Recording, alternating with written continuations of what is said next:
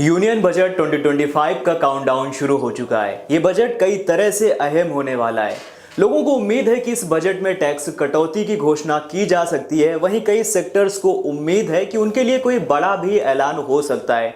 और as a business media हम लोग स्टार्टअप्स और एंटरप्रेन्योरशिप को कवर करते हैं। तो आज के वीडियो में हम डिस्कस करने वाले हैं कि स्टार्टअप्स के लिए क्या आने वाला है।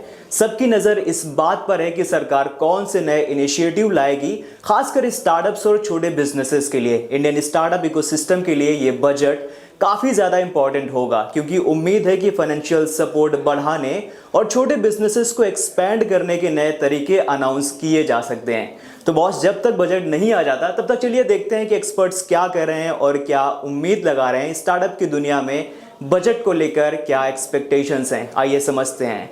नमस्कार, मैं हूं अभिराज और आप देख रहे हैं राइजिंग भारत। चलो बॉस, सबसे पहले एक सिंपल से सवाल से शुरू करते हैं कि स्टार्टअप्स पर फोकस करना जरूरी क्यों है। सवाल बहुत ज्यादा क्लियर है, स्टार्टअप्स जरूरी क्यों है। वीडियो को पॉज करो और कमेंट सेक्शन में लिख करके बताओ कि आपके हिसाब से स्टार्टअप्स जरूरी क्यों है। ओके, अब मैं बताता हूं कि मेरे हिसाब से स्टार्टअप्स जरूरी क्यों हो जाते हैं। आज के समय में स्टार्टअप्स भारत की इकोनॉमी का एक बहुत बड़ा हिस्सा है। इस वजह से सरकार का फोकस स्टार्टअप्स को बढ़ावा देने पर है। और अगर हम बात करें कि स्टार्टअप्स को सपोर्ट करना गवर्नमेंट के लिए क्यों जरूरी है, तो इसके कई सारे कारण हैं। सबसे पहला है बेरोजगारी कम करना। भारत में बेरोजगारी एक बड़ा मुद्दा है। 2023-24 में देश का एवरेज अनएम्प्लॉयमेंट रेट लगभग सेम रहा। हालांकि सरकार ने कुछ नए इनिशिएटिव्स भी लॉन्च किए, लेकिन उसका कुछ मेजर इंपैक्ट नहीं हुआ। लेकिन स्टार्टअप्स नए जॉब्स क्रिएट करने का एक बेहतरीन जरिया है, जो टैलेंटेड और स्किल्ड यूथ को नौकरी दे सकते हैं।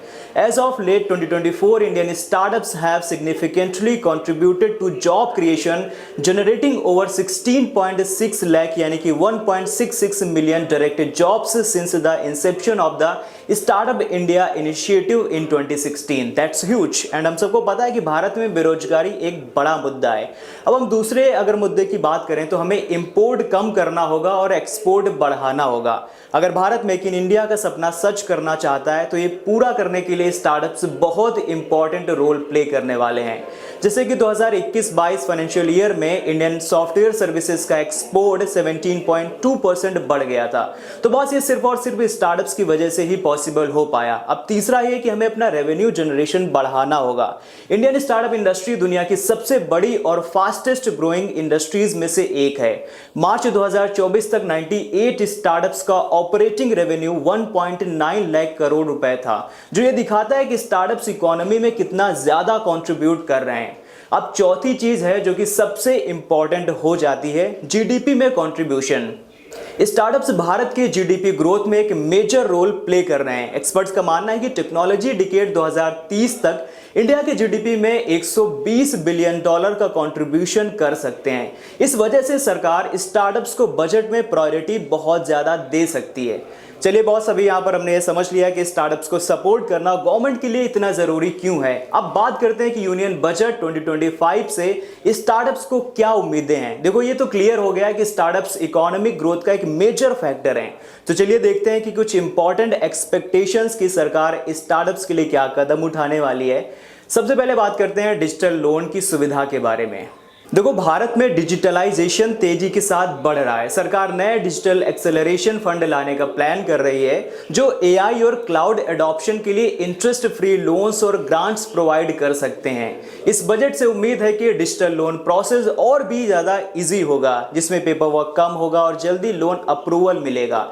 एआई और क्लाउड एडॉप्शन के लिए इंटरेस्ट फ्री लोन्स और ग्रांट्स मिल सकते हैं। मतलब अगर आप एक टेक स्टार्टअप शुरू करना चाहते हैं या एआई बेस्ड प्रोडक्ट डेवलप करना चाहते हैं तो सरकार आपको हेल्प कर सकती है। दूसरा है वर्किंग कैपिटल सपोर्ट। पिछले कुछ सालों में सरकार ने एमएसएमईज के लिए क्रेडिट गारंटी स्कीम्स लॉन्च की थी, जो काफी सक्सेसफुल रही। 2025-26 के बजट में भी लिक्विडिटी इश्यूज और डेली फाइनेंशियल नीड्स को पूरा करने के लिए नए लोन सॉल्यूशंस और सब्सिडीज इंट्रोड्यूस हो सकते हैं। मतलब यह है कि ज्यादा फ्लेक्सिबल लोन्स, कम इंटरेस्ट रेट्स और जल्दी अप्रूवल।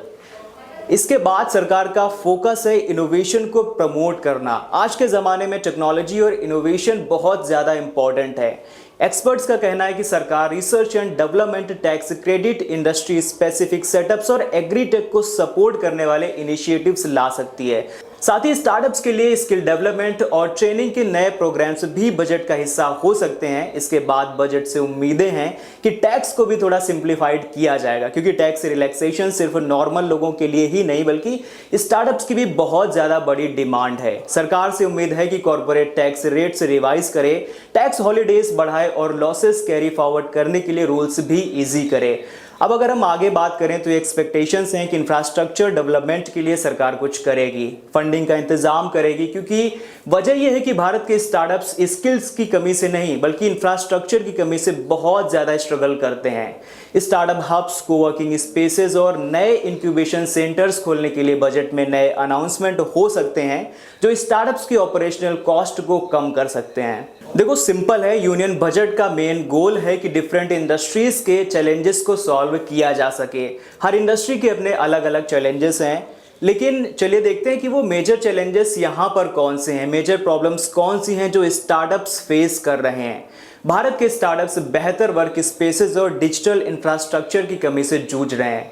बजट में टेक पेनिट्रेशन और well organised work spaces develop करने पर ध्यान दिया जा सकता है।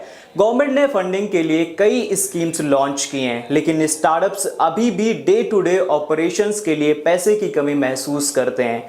उनके पास फंडिंग नहीं है, तो बजट में वर्किंग कैपिटल को स्मूथ बनाने के लिए नए सॉल्यूशंस आने की भी उम्मीदें हैं। इन सब के अलावा डेटा सिक्योरिटी का इशू भी बहुत बड़ा है। भारत ने स्टार्टअप्स को डेटा सिक्योरिटी और कंप्लायंस लॉज काफी ज्यादा चैलेंज कर रहे हैं। लीगल पॉलिसीज और बेटर डेटा प्राइवेसी फ्रेमवर्क्स की जरूरत है जो स्टार्टअप्स को सेफ एनवायरनमेंट दे सकें। अब अगर मैं इस पूरी कॉन्वर्सेशन या डिस्कशन के कंक्लूजन की बात करूं तो स्टार्टअप्स के लिए credit availability, skill development subsidies, advanced infrastructure और डेटा सिक्योरिटी जैसे मुद्दों पर सरकार को फोकस करना चाहिए। ये बहुत ज्यादा जरूरी चीजें हैं। यूनियन बजट 2025-26 से उम्मीद है कि सरकार नए और प्रोडक्टिव इनिशिएटिव अनाउंस करेगी, जिससे स्टार्टअप्स की हेल्प होगी, वो आगे बढ़ेंगे और देश की इकोनॉमी में कंट्रीब्यूट कर पाएंगे, ज्यादा जॉब्स क्रिएट कर पाएंगे और सबसे बड़ी बात इनोवेशन कर पाएंगे, टेक्नोलॉजी बना पाएंगे। स्टार्टअप्स केवल short term money making tool नहीं है, ये देश को आगे बढ़ाने का एक जरिया है, इनोवेशन का जरिया है। आप क्या सोचते हैं? आपकी बजट से क्या एक्सपेक्टेशंस हैं? कमेंट सेक्शन में लिख करके जरूर बताइएगा। मिलते हैं नेक्स्ट वीडियो में, तब तक के लिए शुक्रिया, अलविदा।